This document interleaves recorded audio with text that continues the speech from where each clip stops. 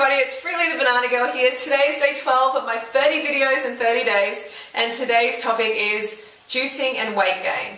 So juicing and weight gain is a big one, it's a very, very popular subject, and especially seeing Joe Cross has popularised it lately. And I actually met Joe in Manhattan. He was giving a talk about his reboot program, and I asked Joe, I said, Joe, why are you so fat? What do people eat after the reboot? What do you recommend they eat?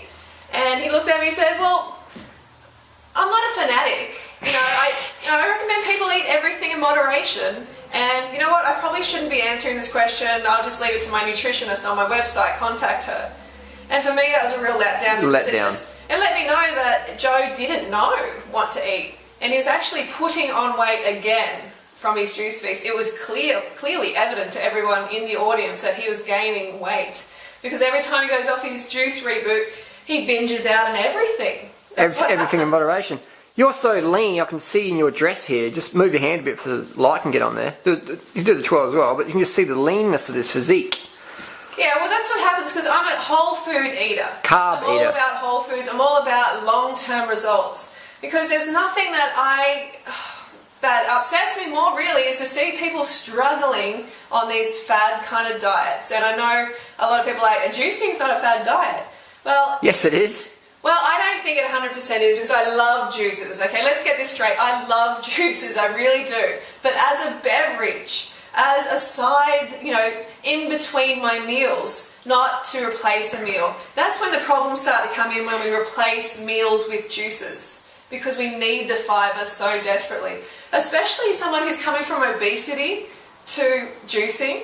They're coming from a really, really poor diet. So they need that fibre. They need that fibre to push all that gunk, all that old sad diet through the colon and out the exit. Yeah. Okay, they need that to go. But when they juice, they don't get that same effect. It is impossible to get the same effect without fibre. Because fibre is a nutrient. It's like a broom. Sweep all that old crap out. That's right. It's a nutrient. So you're essentially becoming nutrient deficient. You're creating a deficiency when you take the fibre out. Yeah. And not only that, you're spiking your blood sugar level. Okay, so the sugar, the fibre, it regulates your blood sugar, so the sugar is released nice and steadily into your bloodstream, so there's no crashing, sugar crash. No way, the fibre, it fills your belly, it makes you feel satisfied for longer. Satiated. Satiated. So you're not going to be, desperately looking around for something else to eat. And what I've noticed with these people who come off the juice feast is they are so hungry. Oh yeah.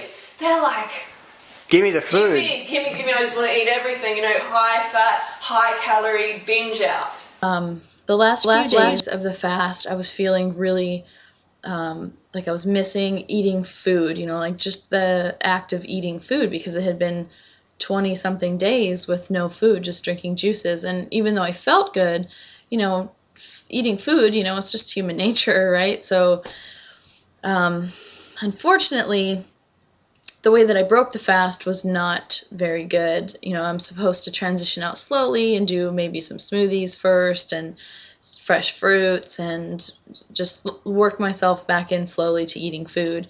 But I was so eager to actually eat, and I had felt deprived the last few days of the fast, and I just introduced the wrong kinds of foods, and I was eating food that I should have been eating, weeks after the fast, and I was eating them within days of ending the fast. So I just kind of got off to a bad start and never stopped.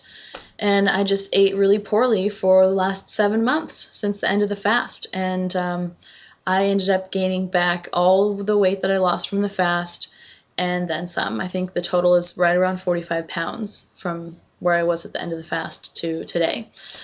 So not very happy with that, but that's life. That's what happened. And I'm here to tell you that I'm going to pick myself up and start over again.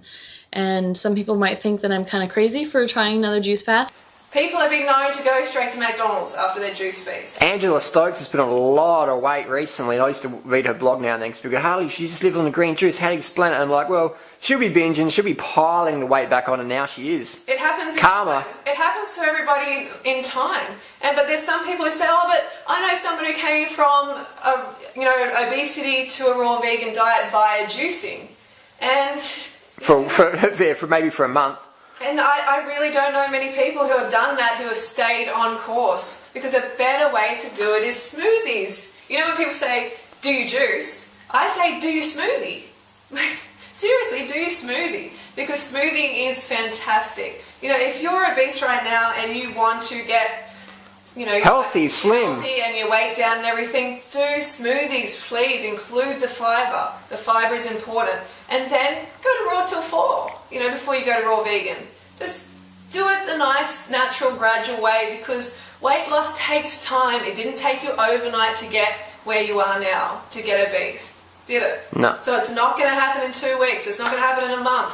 It will take a couple of years. You just have to accept that and get into the smoothies, get into the fibre-filled whole foods. And avoid going on a fad diet, because juice fasting really is a fad diet. Anything you can't do for life is a fad diet. Yeah. That's my definition of a fad diet. Well, it's true. We want this to be a lifestyle for life, not just for the summer. Mm-hmm. Okay, so to wrap it up, Freelee, take home points. Fibre is so important. It's like a broom. It regulates your blood sugar levels. It is a nutrient, and you will be nutrient deficient in that way if you don't include it. Do smoothies. Go smoothie yourself. Wouldn't you get too many calories in a smoothie though? Isn't the goal to starve yourself until you get skinny? So that's another thing. Thanks for reminding me. Like, you're teaching your metabolism to be a fat storer instead of a fat burner. Okay, we want fat burner. We don't want to confuse the brain, and it's like going, is this a feast or is this a famine? Is this a feast or a famine? And how many people who are obese can have 5,000 calories of juice, like can drink that much? I mean, they're coming from a diet, 5,000 plus calories of junk food, and then they come to this juicing. How are they possibly going to drink over 5,000 calories of juice to sustain their cellular function? Impossible. They're not going to be able to. They'll be binging then for what sure. Happens? It is a forced calorie restriction then. And every forced calorie restriction is made up later down the line, and with a binge. It is. 100%. It is. So that's a message. I'm really passionate about this because I've done juice feasting myself back in 2008 and also water fasting in 2007, and I rebounded big time. So what's the solution? Lifestyle and dietary reform. Yeah, do a nice and steady way. Awesome. Yeah, go fruit and smoothie yourself. If you found this video helpful in any way, please don't forget to like it and comment and share it, and I'll see you tomorrow. Like it if you like Freelee's leanness. Naturally. No starvation required. No starvation. Carb binging. Thanks, Freelee. Alright, thanks. I'll see you tomorrow. Go fruit yourself.